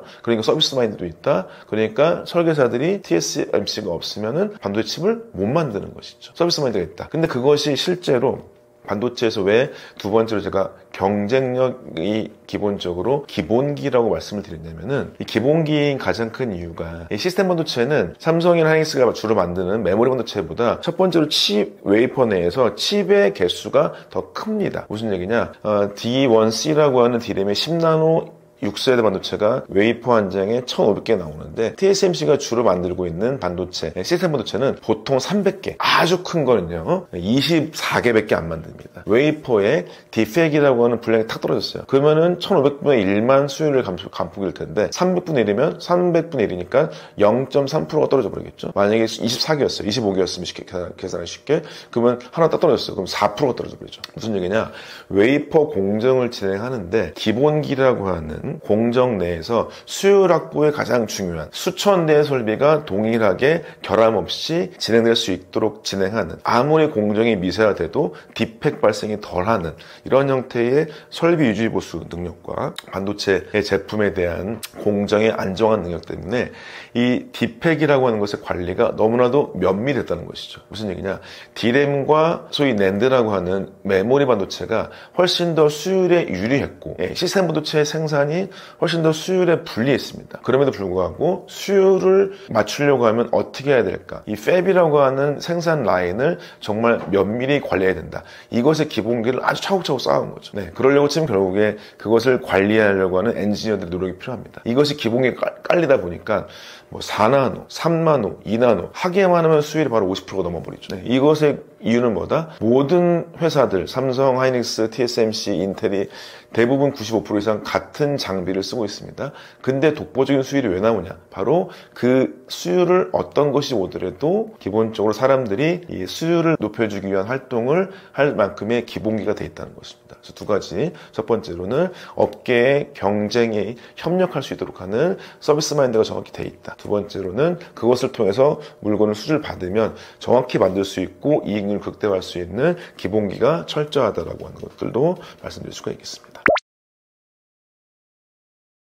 네, 삼성반도체하고 TSMC라고 하는 것의 과거 현재 비교는 이건 조금 나눠서 생각하는 게 맞을 것 같습니다. 첫 번째로는 둘은 업의 형태가 상당히 달랐었거든요. TSMC는 설계와 생산의 구분해서 우리는 설계는 고객과 경쟁하지 않겠습니다 하면서 놔두고 생산에 집중했습니다. 삼성 같은 경우는 실제로 반도체 전체 설계 생산을 다 같이 했었죠. 근데 그게 나쁜 건 아닙니다. 왜냐하면 특히 D램 같은 경우, 낸드 같은 메모리 반도체 같은 경우는 실제로 설계라고 하는 것이 아주 격심하게 바뀌거나 디바이스에 따라 달라지는 게 아니라 계속적으로 미세화라고 하는 형태의 반도체를 줄이면 됐기 때문에 그 설계가 많은 변화가 있지 않았기 때문에 내부적으로 있는 것들이 더 유리했습니다. 근데 이것들을 동일하게 시스템 반도체와 파운드리를 같이 하면서 시스템 반도체의 생산과 설계까지 다 같이 하겠다. 이 형태의 비즈니스 모델이 지금은 맞지가 않고 TSMC와 차이가 나는 가장 큰 이유가 됐다는 것이겠죠. 그러니까 과거부터 현재까지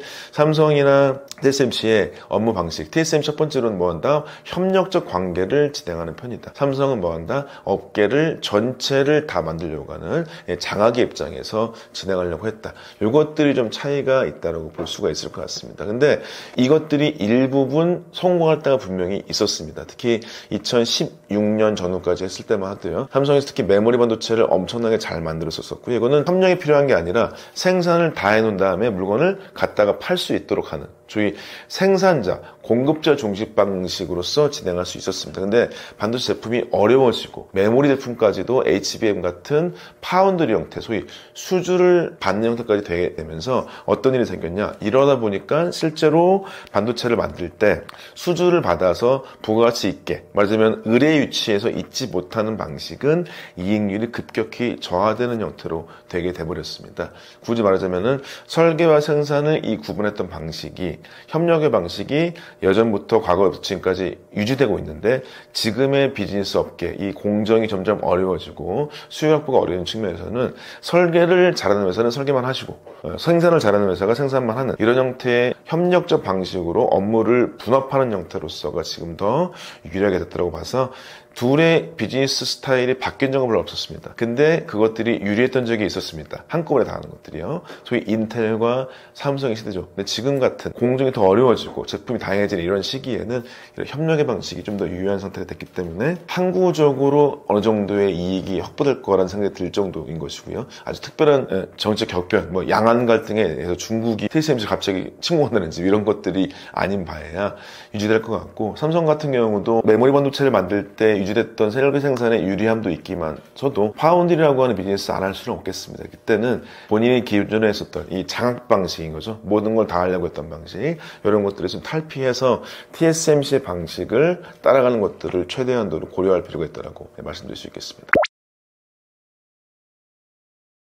TSMC가 이제 거대한 팹들을 미국에 짓고 있습니다. 특히 이제 146조 원 엄청나게 큰 돈을 넣고 있는데요.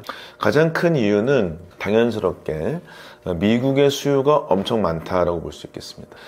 미국의 수요, 특히 엔비디아는 뭐 젠슨 황이라는 사람이 대만계라고 하긴 하지만 미국 사람이죠. 미국 국적의 CEO인 건 맞습니다.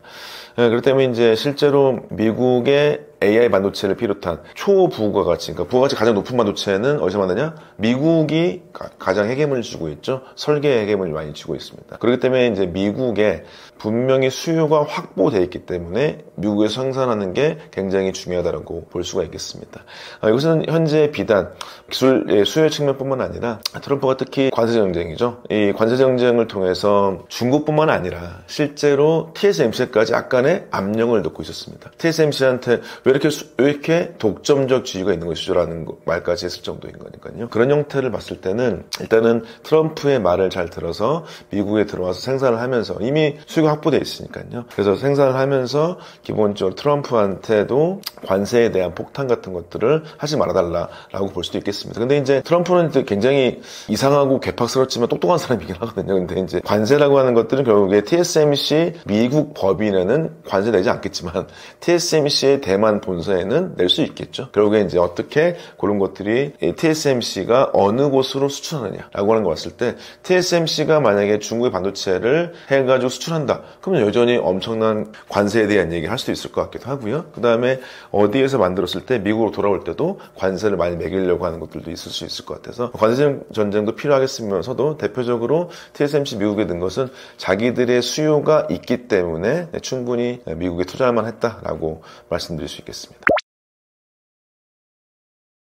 현재 중국이라는 나라의 반도체 굴기가 엄청나게 이제 소위 위협의 요인이 된 거는 맞습니다. 제가 제 책에서도 얘기를 했는데 삼성이 포함해 한국 반도체가 3년 전후에 어떤 큰 격변이라고 하는 것들을 잘 이겨내야 되는데 그 중에 하나가 바로 중국의 추격입니다. 근데 이걸 우리가 면밀하고 냉정하게 좀 볼 필요가 있을 것 같습니다. 첫 번째, 중국은 예전에 미국이 진행했었던 소위 중국 내부에서의 서플라이 체인을 완성할 수 있는 수준이 됐습니다. 무슨 얘기냐면 중국의 설계회사라고 할 수 있는 하이실리콘이죠. 그러니까 화웨이의 자회사입니다. 이 정도의 회사가 하이실리콘이 대표적이고 어마어마한 형태의 소위 팹리스 회사가 있습니다. 팹리스의 능력은 우리나라보다 더 잘합니다. 솔직히. 그러니까 설계는 우리나라보다 잘한다. 생산, 특히 이제 SMIC라고 해서 중국에 있는 파운드리 업체인데요. 이게 업체가 25년 1분기 때 점유율이 6.6%까지 올랐습니다. 엄청나게 많이 올랐습니다. 현재 삼성 같은 경우가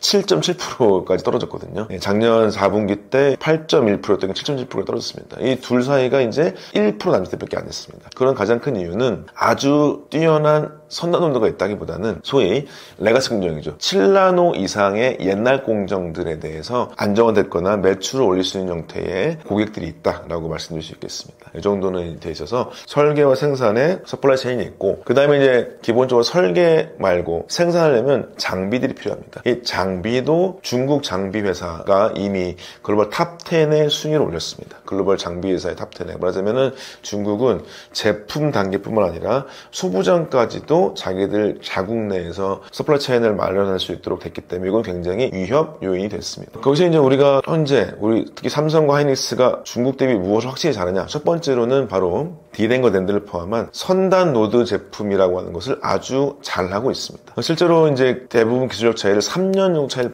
가지고 있어요. 그래서 이제 D램 같은 경우가 삼성과 하이닉스가 10나노 6세대라고 할 수 있는 D1C가 개발과 양산 중이라고 보실 수 있으면 현재 중국은 이거보다 2세대나 혹은 3세대 뒤라고 할 수 있는 D1A죠. D1A가 워킹다이라고 하는 개발 완료가 됐다고 해서 보통 요것의 단계를 2년 내지 3년을 잡습니다. 그래서 맥시멈 보통 3년, 미니멈 보통 2년 정도 잡습니다. 요것들이 있어서 이것의 실제 개발 초기 단계 정도 있어서 제품이 세대가 2개 정도 차이 나기 때문에 요거는 근데 생각보다 요 하나 세대마다의 개발 방향이나 개발할 수 있는 능력이 쉽지는 않습니다. 실제로. 그렇기 때문에 그것들에 대해서 반도체 전공정의 격차라고 하는 것들을 우리가 충분히 벌릴 수 있어야 된다라고 하는 것은 충분히 있겠습니다. 두 번째로 후공정 차이가 많이 나냐? 후공정도 보통 3년 정도 차이를 가지고 있습니다. 근데 이제 후공정은 제 편견일 수 있겠지만 업계마다 좀 다양한 의견이 있지만 생각보다 후공정은 전공정보다 조금 더 팔로우업이나 캐치업이 좀 빠른 편입니다. 왜냐하면 전공정은 나노 사이즈 같은 거를 만들고 있는데 후공정은 마이크로미터입니다. 여러분 보시면은 우리가 1미터가 있고 1mm가 10의 마이너스 3승미터죠. 1마이크로미터가 10의 마이너스 6승미터고 10의 마이너스 9승미터가 나노미터입니다. 말하자면 마이크로와 나노는 큰 차이가 있습니다. 물론 후공정이 굉장히 어려워지긴 했지만 후공정이 좀 더 캐치업은 빠른 편입니다. 게다가 중국은 어마어마한 형태의 장비사들과 회사들이 많이 있기 때문에 그런 것들을 가지고 진행할 수 있겠죠. 그래서 이 전공정의 경쟁력을 계속적으로 확보해야 된다라고 하는 것들은 첫 번째일 것이고요. 두 번째가 이제 실제로 여러 형태로서 중국에서도 진행하고 있고 삼성에서도 하려고 하는 것들 결국에는 파운드리 역량이라는 것들을 우리가 확보를 필수적으로 꼭 해야 된다라고 하는 것들을 알 수가 있겠습니다. 현재 메모리 반도체라고 하는 것에 선단노드 경쟁력 포함해서 두 번째로는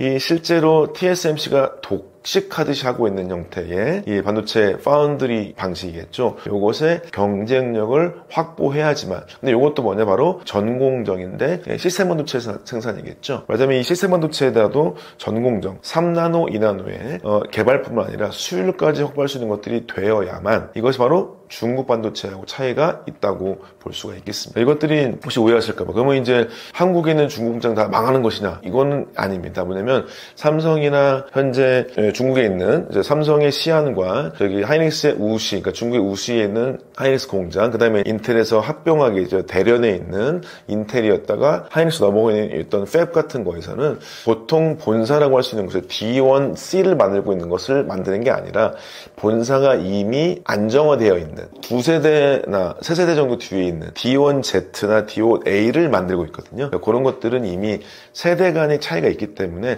삼성과 실제로 하이닉스의 중국에 있는 공장들의 위기 같은 거나 그것에 따른 기술주까지는 걱정하실 필요는 없을 것 같기도 하고요. 그래서 기존에 우리나라가 가장 잘하고 있었던 전공정의 실력을 기존의 3년 격차를 유지하거나 더 벌리는 형태의 노력들이 지금은 아주 중요하다고 볼 수 있고, 근본적으로 다른 정치적 문제 이런 것들을 따질 게 아니라 기술이 뛰어나면 상관이 없습니다. 대만이라는 곳이 TSMC 때문에 지금 유지된다는 얘기가 있지 않습니까? 말하자면 이제 대만의 TSMC가 소위 서방이라고 할 수 있는 것에 칩4 동맹에 끼었던 가장 큰 이유는 TSMC는 그렇습니다. 여기가 시스템 반도체, 모든 서구의 시스템 반도체 다 만드는 헤드쿼터가 돼버린 것이죠. 그런 것의 위치를 삼성이 할 수만 있다면 훨씬 더 경쟁력이 높아질 것 같습니다. 그래서 저는 결론적으로 삼성 반도체, 하이닉스 반도체 모두가 다 뭐다, 전공정의 메모리든 파운드리든 간에 이것을 3년 격차 이상의 개발과 수율 확보가 가장 중요하다고 말씀드릴 수 있겠습니다.